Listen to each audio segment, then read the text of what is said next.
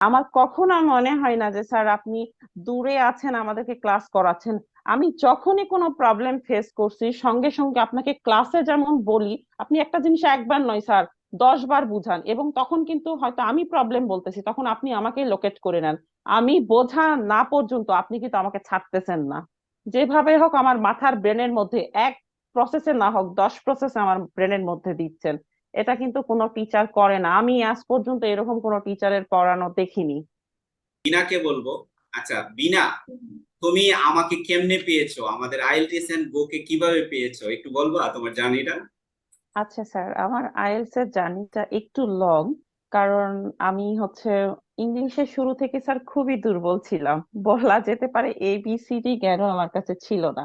তারপরে হঠাৎ করে ডিসিশন নেওয়া যে আমি আইএলটিএস করবো এবং দেশের বাইরে যাব। ইভেন আমি 2টা জায়গায় কোচিং করেছি, আমি তাদের নামগুলো বলতে চাই না।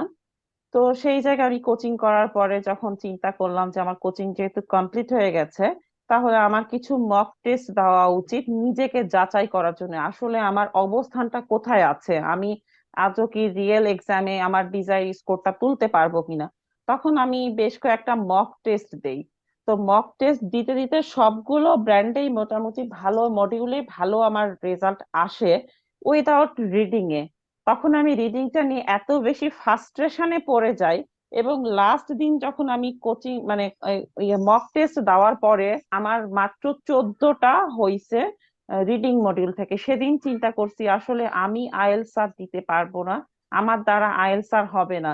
আমার বাবা মার যে আমি এতগুলো টাকা নষ্ট করলাম বিভিন্ন জায়গায় কোচিং করে, বই টই এটা ওটা কিনে আমি যে কষ্ট করলাম, এটা আমার টোটালি বৃথা গেল।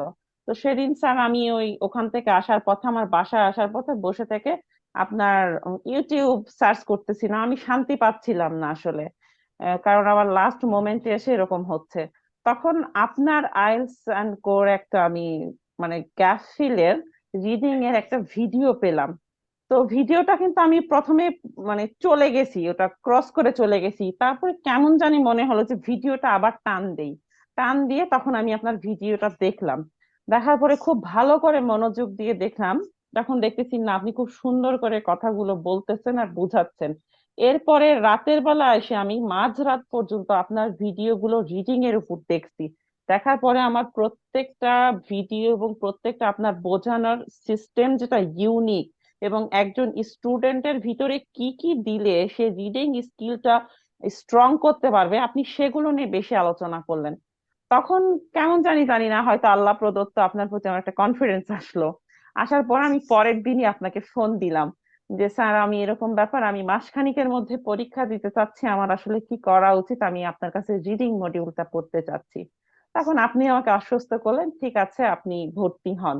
কিন্তু আমি ভর্তি হলাম। ভর্তি হওয়ার পরে আপনার কাছে যখন আমি পড়লাম, আমার বর্তমানে যে লেভেলটা এখন আমি আসছি, সেই লেভেলটা আমার 0 ছিল স্যার। আর আমাদের বাংলাদেশের স্টুডেন্টের জন্য আমি মনে করি রিডিং মডিউলটা সবচেয়ে বেশি কঠিন। রিডিং মডিউল একজন স্টুডেন্টের কাছে বরফের পাহাড়ের মতো। সে যদি ওইটা ভেঙে ফেলতে পারে, বাকি 3টা মডিউল কিন্তু সে পানির মতো হাতে নিয়ে নিতে পারবে। তো এইটা ভাঙতে পারে না দেখে আদার্স মডিউলে সে ইমপ্রুভ করতে আচ্ছা পারে আমি না। তোমাকে অ্যাড করতে চাই যে জি তুমি স্যার। আমাদের কাছে রিডিং করার পর, রিডিংটা আমি হুম যেভাবে তোমাদেরকে করিয়েছি, হুম করানোর হুম পর হুম। তোমার কি রাইটিং, স্পিকিং, লিসেনিং এ কোনো ডেভেলপ হয়েছে? অবশ্যই হয়েছে স্যার। আপনি একদিন একটা কথা বলছিলেন লিসেনিং এ, লিসেনিং এর আমি একটা জিনিস ধরতে পারতাম না, সেটা 4 নাম্বার আপনার গ্যাপ ফিলে। আপনি বললেন যে এন্ড এর মধ্যে যখন কোনো গ্যাপ ফিল থাকবে, এটাতে যদি এস থাকে তাহলে ওইটাতে আপনি এস লাগাবেন। এই জিনিসটা কিন্তু স্যার আমি বুঝতাম না, আপনি রিডিং করাতে করাতে ওই টেকনিকটা বলছেন, ওইটা আমার মাথার ব্রেনের ভিতরে গেঁথে যায় তখন। আমার আলহামদুলিল্লাহ লিসেনিং এও তখন ইমপ্রুভ হয়ে যায়। এবং আপনার কাছে ক্লাস করে মাসখানেক পরে যখন আমি রিডিং পরীক্ষা দিলাম, আমি দেখলাম আলহামদুলিল্লাহ আমি অনেক চেঞ্জ হয়ে গেছি। আমি কোশ্চিনে বসে থাকতাম, কিছু বুঝতাম না, না প্যাসেজ বুঝতেছি, না কোশ্চিন বুঝতেছি, কোনো মিনিংস বুঝতেছি না, আসলে রিডিংটা কিভাবে সলভ করা যায় এই সময়ের মধ্যে কিছুই বুঝতেছিলাম না। তো আলহামদুলিল্লাহ আমি যখন ইমপ্রুভ করলাম, আমার নিজের মধ্যে আবার একটা কনফিডেন্স ডেভেলপ হলো যে না আমি আসলে পারবো আইএলটিএস। আর আপনার কাছে ওই সকল স্টুডেন্টরা স্বপ্ন পূরণ করতে পারবে যারা ইংলিশে আমি বলবো এবিসিডিও জানে না, তাদেরও যে একটা স্বপ্ন আছে আমি দেশের বাইরে যাব আইএলটিএস করে, তাদেরকে এই স্বপ্ন পূরণ করে দেওয়ার জন্য আমি বলবো আপনি 1 নাম্বার আইডল টিচার। আমি যেহেতু নামকরা 2টা বাংলাদেশের প্রতিষ্ঠান থেকে পড়াশোনা করছি, এইভাবে ABCD করে কেউ একটা একটা করে অক্ষর পড়ায়নি। ইভেন আমি আপনার কয়েকটা হচ্ছে স্পিকিং এর ক্লাস পাইছি, কয়েকটা হচ্ছে ইয়ের ক্লাস পাইছি, রাইটিং। আপনার হচ্ছে লিসেনিং এর ক্লাস পাইছি, প্লাস রাইটিং 3টা মডিউলও পাইছি স্যার। আপনি যেভাবে লিসেনিং এর স্ক্রিপ্ট ধরে বুঝাইছেন এবং MCকিউ কোনটার পর আসলে কোনটা ধরতে হবে, ম্যাক্সিমাম হচ্ছে ভিডিওতে আমি দেখি কি যে ইউটিউবে আপনারা এলিমিনেশন করা শিখান। এলিমিনেশন আমি কিভাবে করব, কিভাবে বুঝবো আসলে কোন পয়েন্টটা ধরে আমি এলিমিনেশনটা করব? ওটা আমি আপনার ক্লাসে বুঝছি স্যার, আদারওয়াইজ আমি বুঝতেই পারতাম না যে কোন পয়েন্ট ধরে আমাকে আসলে আচ্ছা, মানে তুমি এলিমিনেশনটা সেটা করতে বোঝাতে হবে। চাচ্ছো, মানে সবাই বলতেছে যে বিড়ালের গলায় ঘন্টা বাঁধতে হবে, কিন্তু কে হ্যাঁ, বিড়ালের গলায় ঘন্টা বাঁধবে সেটা কেউ বলতেছে না, রাইট? না, এটা বলতে পারতেছে না। তো আমি বলবো স্যার আপনার কাছে যে স্টুডেন্ট কিছুই জানে না, আমি স্যার আর একটা কথা বলতে চাই, আমি যেদিন ফার্স্ট দিন মক টেস্ট দিলাম আমি নিজের নামই স্যার বলতে পারতেছিলাম না। আমার ডিজায়ার স্কোর সেদিন আসছে মাত্র 3.5। এটা আমার বলতে কোনো লজ্জা নাই। তারপরে আপনার কাছ থেকে রিডিং পড়তে পড়তে আপনি রিডিং থেকে লিসেনিংও করান, লিসেনিং থেকে আপনি হচ্ছে স্পিকিংও বলেন, এইভাবে করেন, এইভাবে কমপ্লেক্স একটা সেন্টেন্স তৈরি করে বলবেন। তখন আমি পরের বার যখন আমি আমার লিসেনিং সরি স্পিকিংটা যখন বলতে গেলাম, আমি সেদিন স্যার 6 অ্যাচিভ করছি। তাহলে 2.5 মার্কস আইএলটিএস এর, এটা কি বোঝা যায় যে আমি কতটা ডেভেলপ করছি? আচ্ছা আচ্ছা, এখন হচ্ছে তুমি তো অনলাইনে করছো, তোমার একটু পরিচয়টা দিবা, তোমার বাড়ি কোথায়, বা মানে তুমি কি আহ কমপ্লিট করেছো, একটু যদি পরিচয়টা দিতা। স্যার আমি হচ্ছে অনার্স আমার হচ্ছে ইডেন কলেজ থেকে, আর মাস্টার্স হচ্ছে ঢাকা ইউনিভার্সিটি থেকে, পলিটিক্যাল সায়েন্সের উপরে। আমি ইংলিশে সত্যিকার কথা এত ভালো ছিলাম না। আর আমার দেশের বাড়ি নওগাঁতে। আর হচ্ছে আমি প্রেজেন্ট টাইম থাকি ঢাকাতে, কিন্তু আমি নওগাঁতে স্টিল এখন আছি আমার বাবা মার বাসায়, কারণ আমার আইএলটিএস এর এক্সামের জন্য। আর আমার কখনো মনে হয় না যে স্যার আপনি দূরে আছেন আমাদেরকে ক্লাস করাচ্ছেন। আমি যখনই কোনো প্রবলেম ফেস করছি সঙ্গে সঙ্গে আপনাকে ক্লাসে যেমন বলি, আপনি একটা জিনিস একবার নয় স্যার 10 বার বুঝান, এবং তখন কিন্তু হয়তো আমি প্রবলেম বলতেছি তখন আপনি আমাকে লোকেট করে নেন। আমি বোঝা না পর্যন্ত আপনি কিন্তু আমাকে ছাড়তেছেন না। যেভাবে হোক আমার মাথার ব্রেনের মধ্যে এক প্রসেসে না হোক 10 প্রসেসে আমার ব্রেনের মধ্যে দিচ্ছেন। এটা কিন্তু কোনো টিচার করে না, আমি আজ পর্যন্ত এরকম কোনো টিচারের পড়ানো দেখিনি।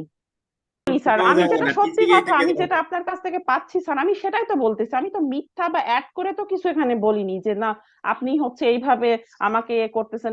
আমি তো যেটা সত্যি স্যার আমি তো আপনাকে সেটাই বলবো, কেন আমি হ্যাঁ, আপনাকে সত্যি যেটা মিথ্যা সেটাই, বলবো? একটা জি স্যার, কথাও আমি বাড়িয়ে সত্যি বলবে। কথা ইয়ে করছি। তো আচ্ছা, এটার আরেকটা জন্য স্যার বিষয়, আমি বিনা আরেকটা উম, বিষয় তোমাকে বলতে চাই, তুমি তো জি অনলাইনে স্যার। কোর্স করছো অনেক দূর থেকে, জি তোমার কাছে স্যার। কি কখনো মনে হয়েছে যে তুমি ফিজিক্যাল ক্লাস করছো না, বা আমাদের যে আমার সার্ভিস কাছে গুলো তুমি কি আমাদের কাছ থেকে সঠিকভাবে পাচ্ছ না, তোমার কি এরকম মনে হয়েছে, না বেশি স্যার পাচ্ছ? আমার কাছে মনে হচ্ছে আপনি আমার সামনে বসে থেকে পড়াচ্ছেন, একজন ছোট বাচ্চা স্টুডেন্টকে যেভাবে পড়ায় স্যার চোখ গরম করে হোক ভালোবাসা দিয়ে হোক বুঝিয়ে হোক, আপনি ঠিক ওইভাবেই পড়াশোনা ঠিক আদায় করে নিয়ে ছাড়তেছেন।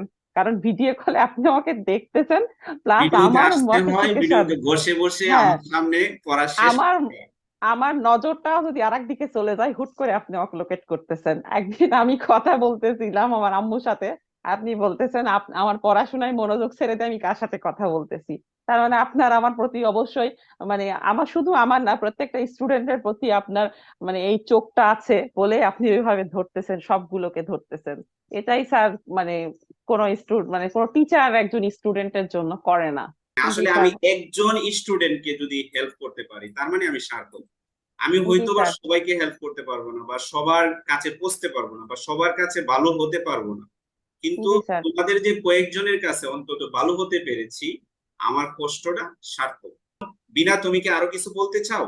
আমি শুধু লাস্টে একটা কথাই বলতে চাই, যে সকল স্টুডেন্টদের স্বপ্ন আছে যে আমি দেশের বাইরে যাব, বাবার টাকা পয়সা আছে, আপনারা শুধুমাত্র আইএলটিএস এর স্কোরের জন্য যেতে পারতেছেন না, বা আপনার গোড়া কিভাবে শক্ত করে আপনি গাছের মাথায় উঠবেন এটা বুঝতে পারতেছেন না, আমি বলবো যে আইএলটিএস অ্যান্ড গো তাদের জন্য একটা আদর্শ শিক্ষার স্থান, যেখান থেকে নর্মাল স্টুডেন্ট থেকে তাকে একদম স্ট্রং ভাবে তৈরি করা হয়।